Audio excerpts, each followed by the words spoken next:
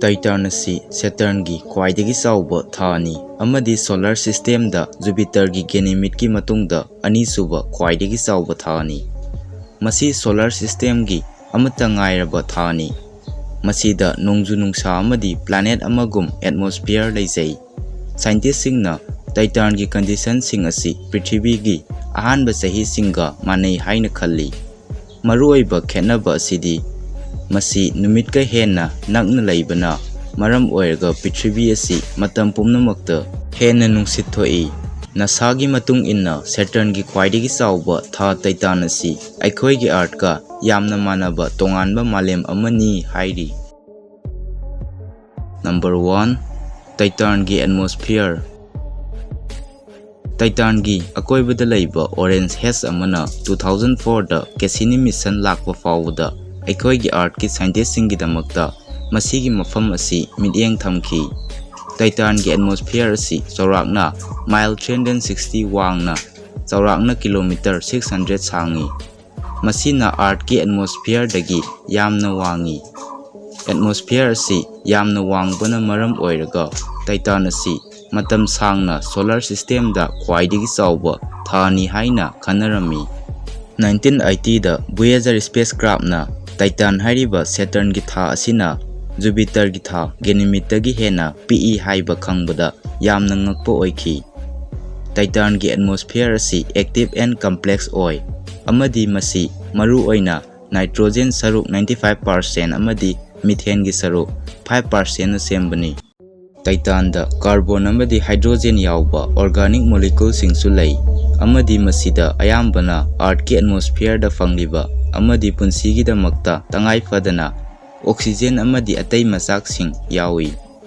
Titan gi atmosphere gi akoibada khangba ngamdaba wafam ama lairi. Methane asi numit ki mangalna sokhanbana maram oiraga scientists singna thajai madudi mangkhiba adu mafung phahanba ngamba atopa source amasu lairi. Methane gi oithokpa yaba source amadi volcanic activity ni adubu masi hojik fawba confirm tawba ngamdri. Titan gi atmosphere Earth ki atmosphere ga manaba mawongda space da lanthokpa Cassini spacecraft asina Saturn gi magnetic field dagi mathakta amadi methane amadi nitrogen mangalga loinana interaction singa loinana change tawba puthokpa polar nungsit sing thidokre.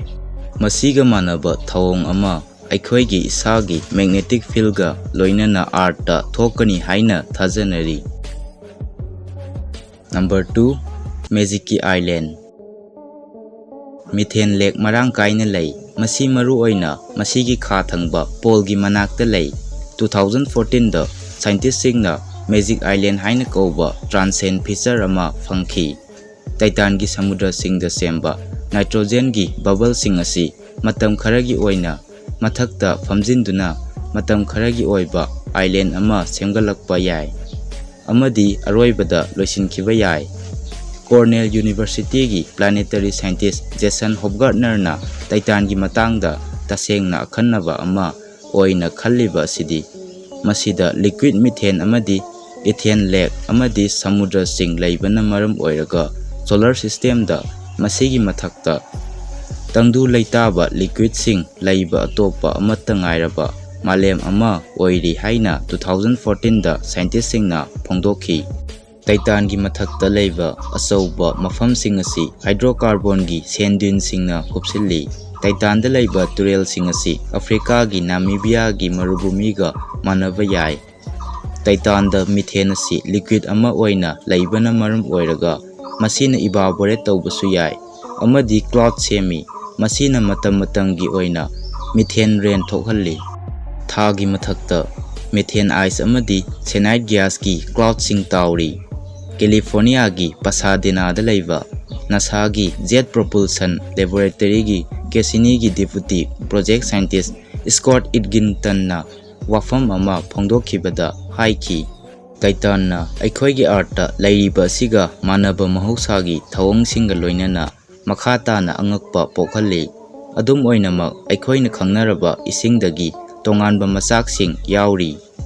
Titan da numit ki mangal yamna nemna amadi climate asi ayambana rituga loinana lakpa mangal singi चांगदा अहोंबा लाई surface की मखादा liquid ocean अमा लैबगी मतंगदसु ताकली अदुबु मसी हौजिकसु तसेंगना खंगबा ngamdri solar system की मपानदा planet हेना फंगलकपना मरम ओइरगा Titan ना नोंगलै नुसित की body सिंगी model अमा ओइना थबक तौरी था की atmosphere यंगसिनबना scientist सिंगना लापना लैबा system सिंग असिगी atmosphere सिंग खंगबदा मतेंग पांगली NASA की एमएस रिसर्च सेंटर की टाइलर रॉबिन्सन ना वाफम अमदा हाइकी मसिना ताकली मदुदी नुमित सुप्पा अमा येंगबदगी नहाकना तमजबा याबा कया अमा लैरी नंबर 3 टाइटन दा लैबा कैसिनी स्पेसक्राफ्ट 2017 दा कैसिनी स्पेसक्राफ्ट असी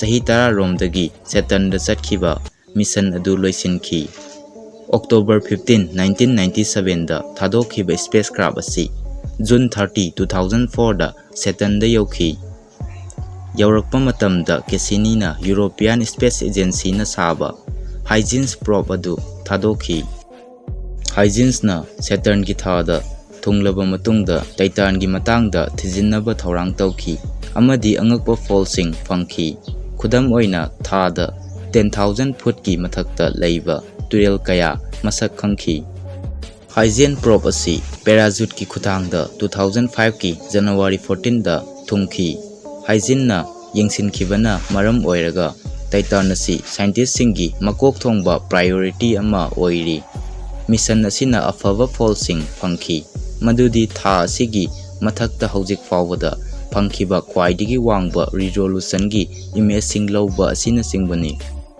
मसीगी प्राइमरी अमदी एक्सटेंडेड मिशन सिंगी मनुंगदा कैसिनीना टाइटन की स्ट्रक्चर अमदी मसीगी एटमॉस्फेयर की कॉम्प्लेक्स ऑर्गेनिक केमिस्ट्री की मतांगदा फंडामेंटल डाटा फंगबा ngamखी मसी कैसिनी की थिजिनबगी थबक असिना मरम ओइरगा साइंटिस्ट सिंगना इसिंग अमदी एमोनिया न सेंबा समुद्र मनुंग अमा लै हाइना सिंगनरी टाइटन गा मरी लेनबा मवोंगदा मिशन असिगी मिलियंगदी कालेन की अहोंबा अमदी वोल्केनिक एक्टिविटी की खुदम सिंग थिदोकपनी असौबा था असिना स्पेसक्राफ्ट असिना मसीगी अरोइबा था सिंगदा सैटर्न की रिंग असिगी मरक्ता थोंग लोनसिनबा मथौ ताबा ग्रेविटेशनल बूस्ट अदु पीखी मसीना ममांगदा उखिद्रिबा लमदम अमा थिजिनखी कैसिनीना मसाना मसाबु काइजबगी थौदोक असि था मरी हेना ममांगदा लाखिबा टाइटन की खोंजेल असिना हलकपगी मफम ओइखी मसीना स्पेसक्राफ्ट असिगी खोंजेल असि सैटर्न की मतांगदा चौरांगना पुंगदा किलोमीटर 1925 पुंगदा किलोमीटर 3098 हेंगत हनखी नंबर 4 हिंगबदा ओइथोकपा याबा सिंग टाइटन की फिबम सिंगना नुमित्तगी यामना लापना लैबा मतमदा था असि हेना हिंगबा याबा मफम अमा ओइगनी खल्ली करिगुम्बा नुमितना मसीगी टेम्परेचर हेंगलकलबदी हौजिक जही बिलियन तरुक अमदी अचौबा था अमा ओइरबदी टाइटन की टेम्परेचर असी मथक्ता लैबा ngamnaba मतिक चाना हेंगलकपा याय करिगुम्बा मसी थोकलबदी टाइटन दा लैबा फिबम सिंग असी अखोइगी आर्ट की फिबम सिंगा मानगनी साइंटिस्ट सिंगना पांगथोकपा एक्सपेरिमेंट खरना ताकली मदुदी टाइटन असी ममांगदा खलंबदगी हेना हिंगबदा याबा मफम अमा ओइगनी नंबर 5 अतोपा टाइटन की वाफम खरा टाइटन की ममिंग असी ग्रीक माइथोलॉजी दगी लाकपनी टाइटन की डायमीटर असी आर्ट की थादगी 50% हेली टाइटन असी मर्क्यूरी हाइबा प्लैनेट असी दगी हेन सावी अदुबु प्लैनेट असी की सरुक अहुम थोकपगी अमनी टाइटन की मास असी मरु ओइना आइस अमदी रॉक की मसाक सिंगी मौंगदा इसिंगना सेंबनी टाइटन की मैग्नेटिक फील्ड लेते